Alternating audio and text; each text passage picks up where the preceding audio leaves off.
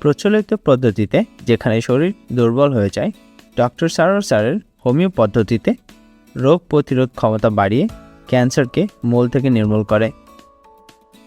ক্যান্সারের বিরুদ্ধে লড়াই করতে কষ্টদায়ক সার্জারি বা বিষাক্ত কেমোথেরাপির প্রয়োজন নেই।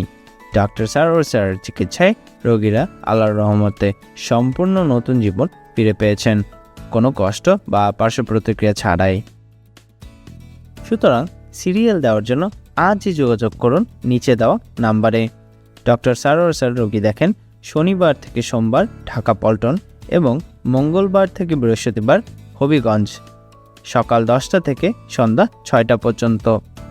সুতরাং ক্যান্সার হলে অ্যান্সার নেই, এই কথার ভিত্তি নেই।